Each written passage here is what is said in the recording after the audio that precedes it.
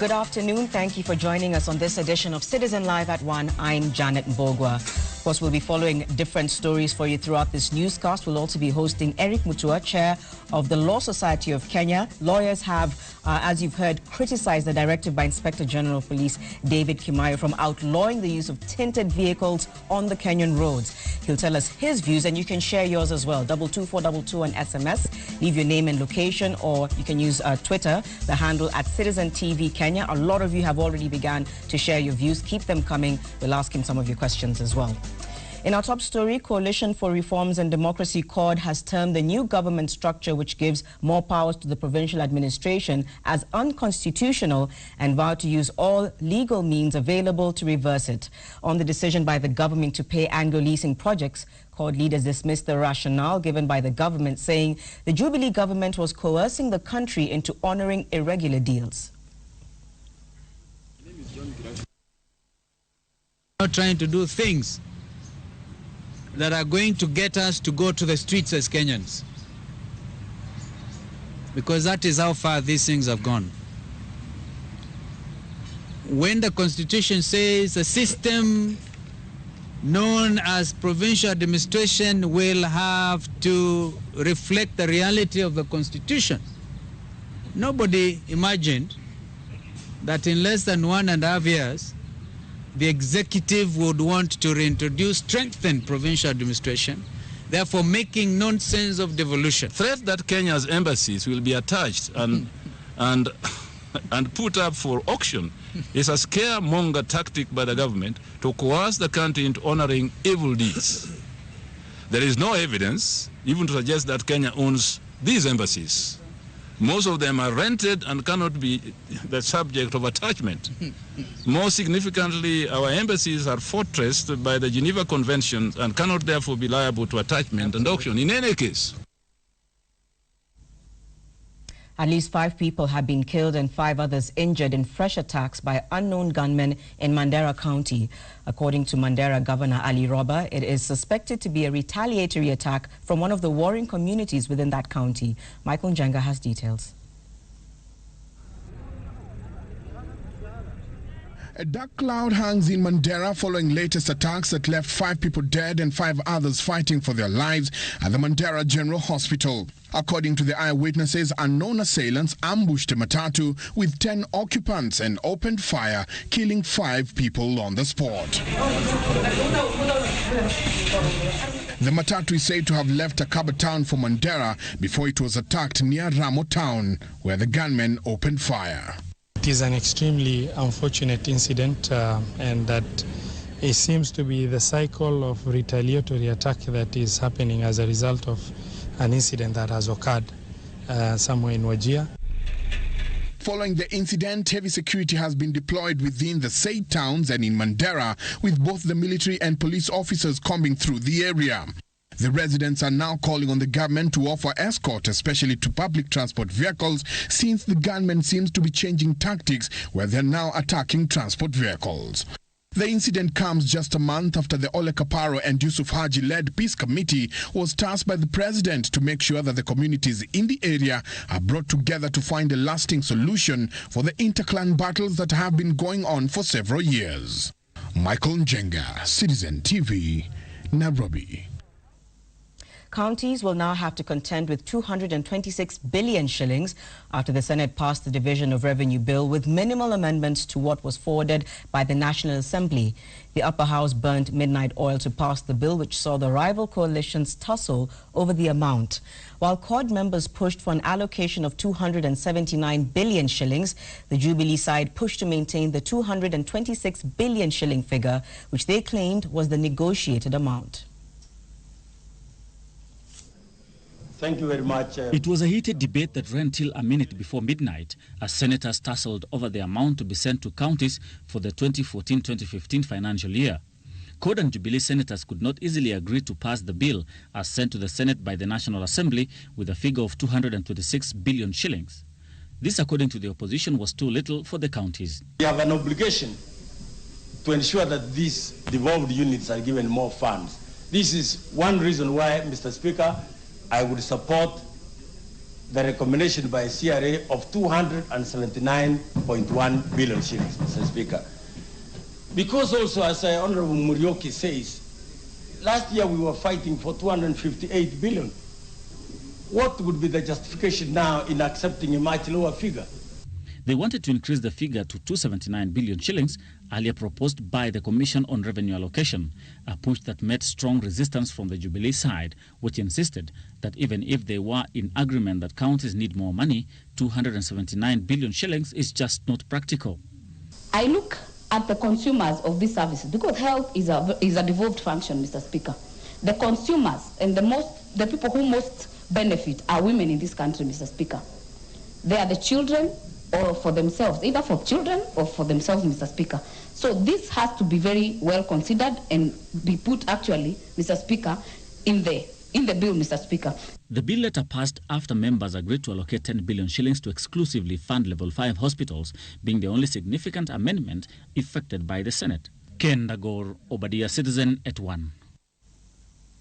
Dairy farmers affiliated to state-owned dairy processor New KCC have rejected a proposal by the Privatization Commission of Kenya to limit their shareholding in New KCC to no more than 31%. The farmers, through their representatives, contend that they want a stake of at least 85% in the company, arguing that the government had purchased the company with the intention of reverting its ownership to farmers. Henry Githaiga reports. 39 representatives representing over 20,000 dairy farmers convened at the Kenya School of Government Thursday to deliberate on the proposed privatization of New KCC. During the meeting, the Privatization Commission of Kenya proposed to allocate 31% of New KCC's shareholding to dairy farmers, 31% to a strategic investor, 25% to the public through an IPO, 10% to the government, and a 3% stake for New KCC's employees. That proposal has not gone down well with dairy farmers affiliated to New KCC, who insist that New KCC's ownership must revert to them. The farmers at this stage want the company 85% and the government 10% and the employees 5%. Then when the farmers have got the company, they can then decide what they want and whether they want another partner or not. The farmers want the company to be returned to them 100%, as it was their company actually. And the government had promised that they were going to return it back to the government after stabilizing the company. But the Privatization Commission of Kenya argues that the intention of having a wide ownership base for New KCC is to ensure its financial stability. The main thing is about opening the company so that in future you can also be able to get money through rights issues and so forth. You can easily mobilize capital for the company. Obviously, when you privatize a company, you are also looking to ensure that the strategy that you follow is a strategy that leads to a sustained investment going forward in the interest of all stakeholders. Nonetheless, the government has assured dairy farmers that they will receive the lion's share of New KCC's shareholding.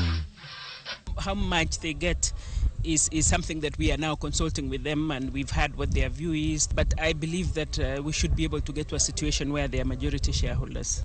In the meantime, the KCC Dairy Cooperative is set to enlist dairy farmers to take up shares in New KCC. We shall come into the actual amount each farmer or each shareholder should contribute when we reach into a conclusion with the government.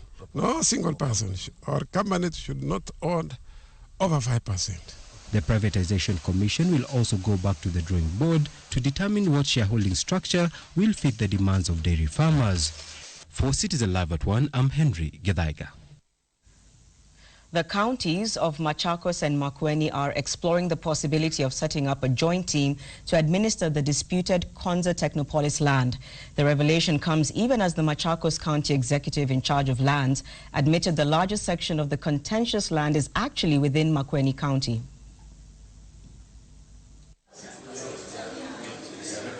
The dispute over where the proposed Konza Technology City lies was sparked off last week when Land Cabinet Secretary Charity Ngilu stated that the Technopolis is in Machakos County, a statement that has not gone well with Makueni leaders. The anomaly that appears in the maps at Land's office is an anomaly on paper which should be corrected immediately to remove the erroneous impression created that some people in Makueni have been moved to Machakos by virtue of the declarations made by the Cabinet Secretary. Citizen TV's efforts to independently obtain the survey map on the contentious area are yet to bear fruits, as the map is now said to be under lock and key. The Machakos County Secretary for Lands has, however, admitted that the 5,000 acres of Konza Technopolis land is shared between Machakos and Makueni counties. 3/4 of Malil Ranch is in Makueni. A quarter is in Machakos. A well-placed source has, however, told Citizen TV that clearance of crucial land documents on the project was facilitated by the then Makueni County Council. Machakos and Kajiado counties, the source intimates, only came into the picture with the creation of a 10-kilometer buffer zone around Konza. This is why we are not interested in court cases. We are not really interested in court cases, because if you go to court or you take some people to court and so on, that will scare the international community. The proposed joint team is set to be unveiled in the next 1 week. The government will channel more resources to fight poaching. Kenya Wildlife Service Director William Kiprono at the same time declared war on poachers and warned those engaged in the practice that their days are numbered. Speaking in Lake Nakuru National Park during the inauguration of the Kenya Wildlife Service Worldwide Life Fund for Nature Partnership launch, Kiprono said that poachers will be dealt with mercilessly. They join hands to plant the seed of hope at the Lake Nakuru National Park. They hope that the measures they have put in place will stop the senseless killing of elephants and rhinos.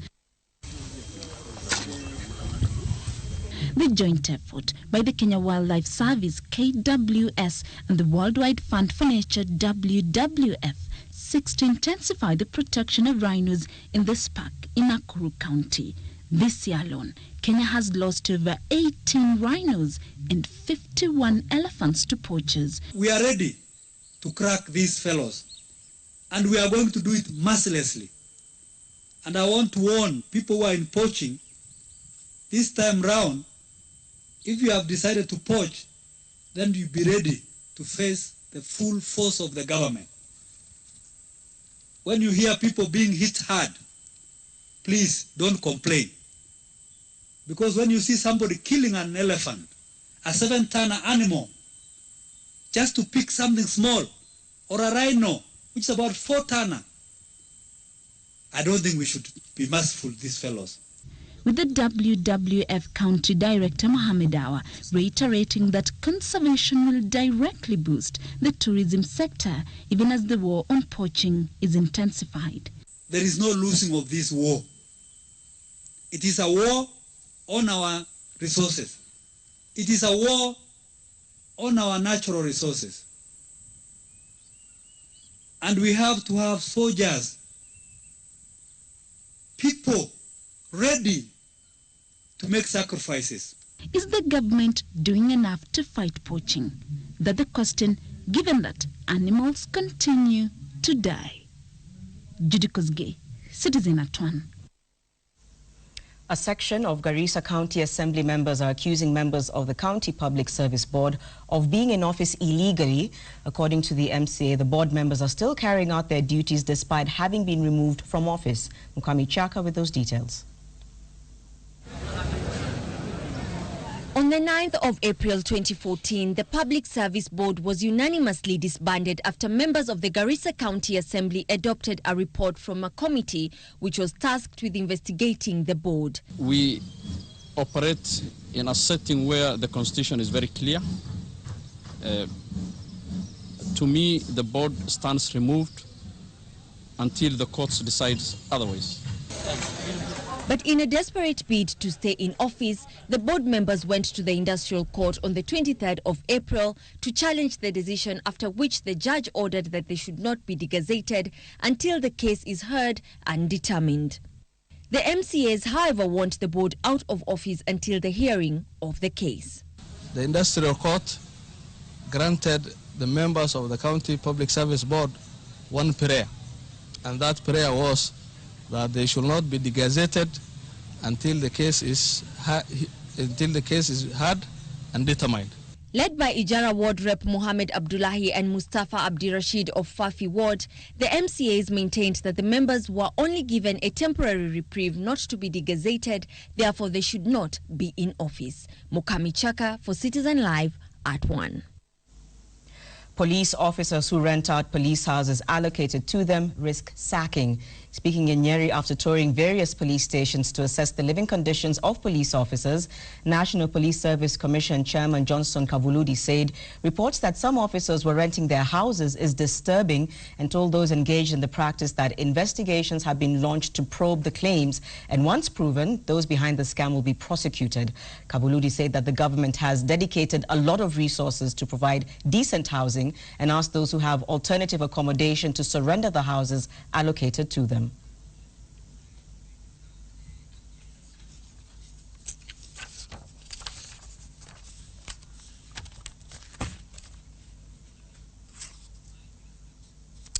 Now, of course, confusion continues to reign over the directive issued against use of private vehicles with tinted windows. The Law Society of Kenya terms the directive as unlawful.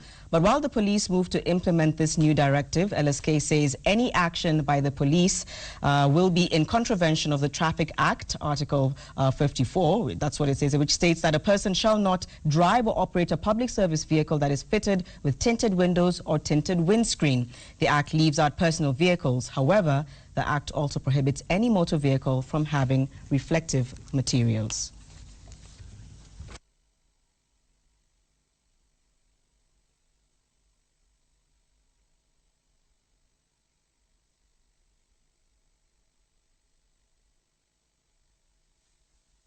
It is very clear that no one is supposed to have a tinted classes vehicles when you are traveling within our roads in our country here.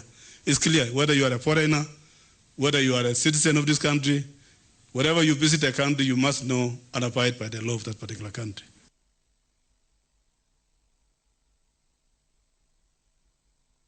We're now joined live in studio by LSK Chair Eric Mutua. Thank you so much for joining us. You've been really outspoken. Yes, thank you. About this.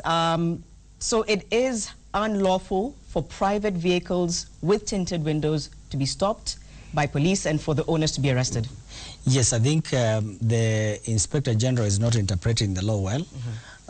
If you look at the amendment which were introduced to the traffic rules 2009, they were very specific and categorical that it is only in respect of public service vehicles.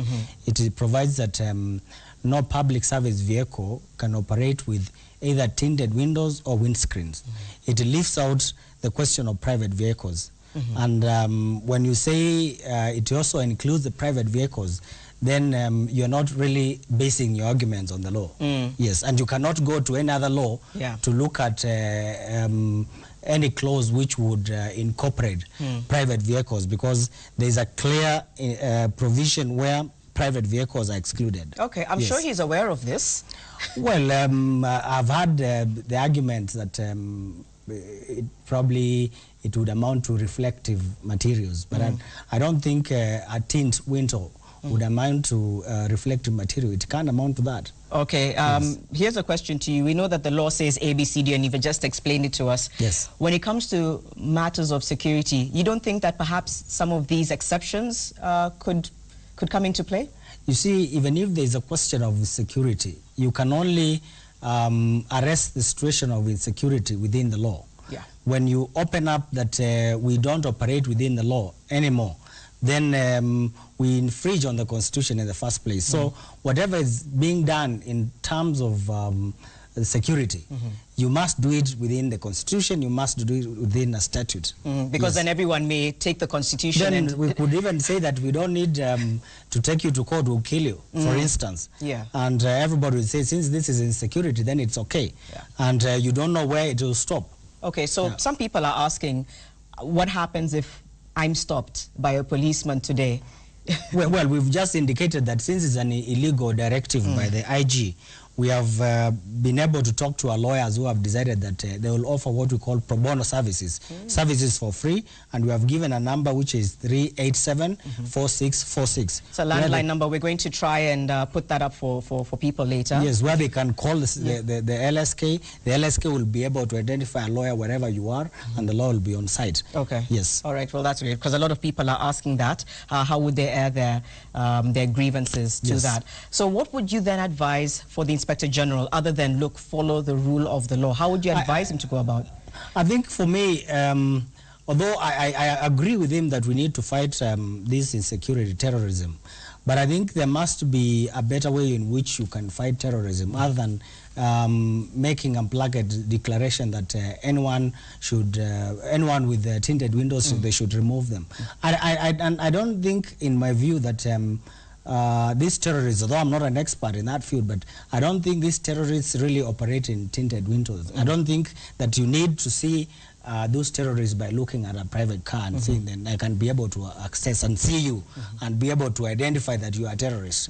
I think there must be a better way of trying to fight this insecurity. All right. Yes. Now that I have you in studio, I think it's only fair to ask you a few other questions. Now that we've talked about the tinted windows, your take on yesterday's events where the president gave county commissioners more power in coordinating national government mandates in the counties. What's your take?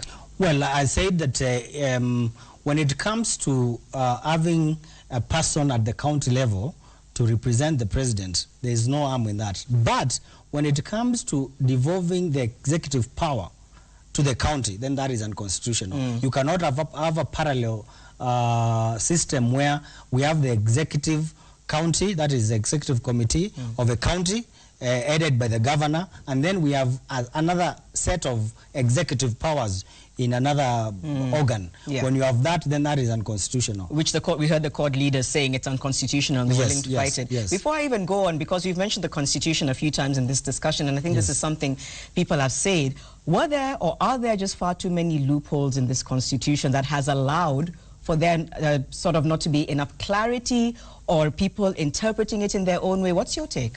No, I don't think there are gaps. There are some gaps, but I don't think the gaps are that to the extent that you can say that people will take advantage. It's a question of reading the Constitution.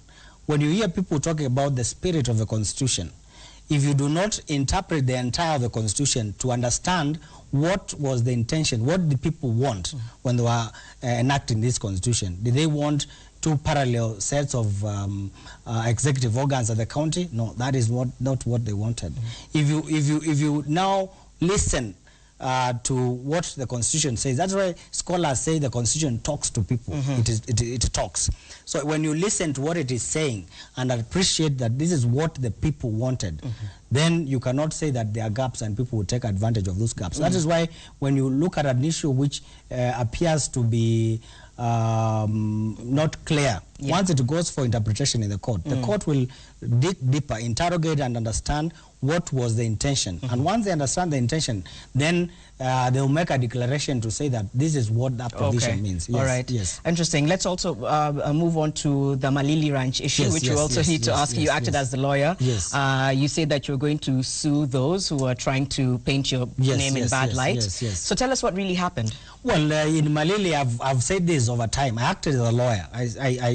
My clients were Malili Ranch Limited, and they said, this is the land which you're offering for sale. The government is buying the land. This is the amount which it is buying. And I, as a lawyer, of course, I offered to the government and said my clients are offering more than 3,000 acres, in fact, which runs to 35,000 acres.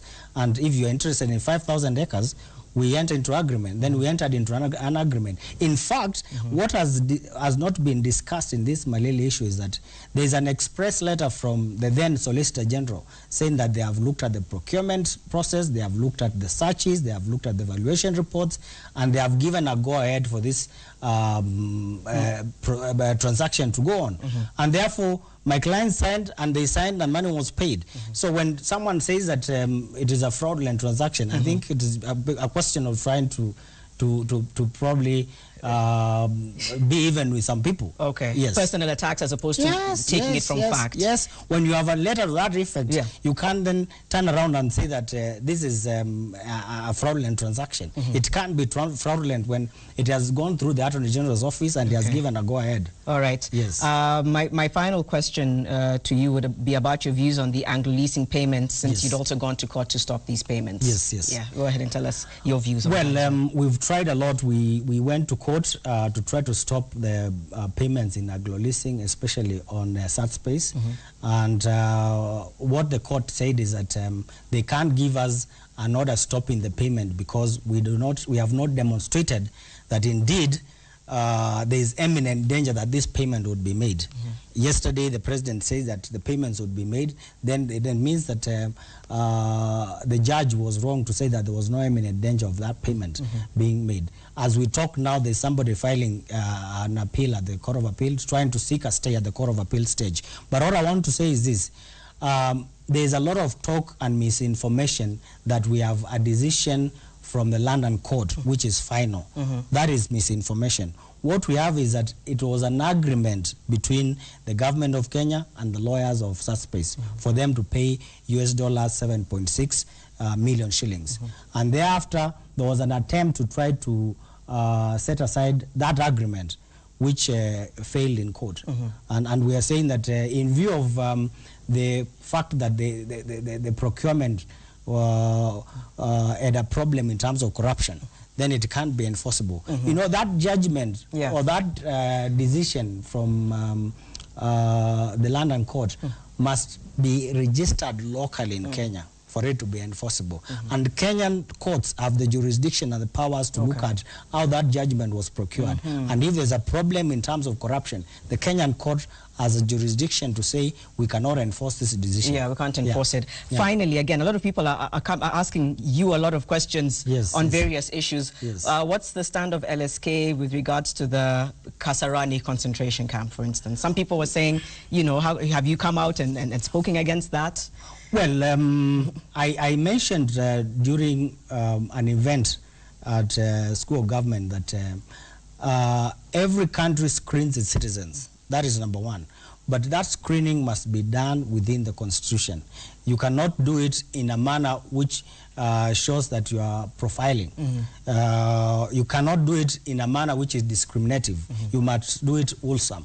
And the only problem with the process which was going on, I don't know that it's going on now, but the only problem with that process is that it identified a particular community and decided that they want to start with that community. Yes, that is now discriminative. And that's the issue you had with it. Unfortunately, we don't have a lot of time, but people were asking you various questions about human rights. But regarding the tinted windows, I think we have to see how that will play out, because motorists are now nervous about taking their vehicles on the road. You're saying you have a number, your pro bono services. It will take a while before people... Well, I've really not heard anyone say that either I've been arrested or my car has been impounded by the police because of the tint. And we have said that if that happens, we're available. Okay. Yes. All right. Could you tell us the number again? The number is 387-4646. Okay, 387-4646. I know some people have been stopped, but they said the police were also a bit confused with regards to what to do. I don't think it's enforceable, and I think the police know that kind of directive is not enforceable. All right. All the same. Thank you so much for joining us this afternoon. Many thanks. LSK Chair Eric Mutua. We're going to take a short break. We're back with Citizen Live at 1 after this.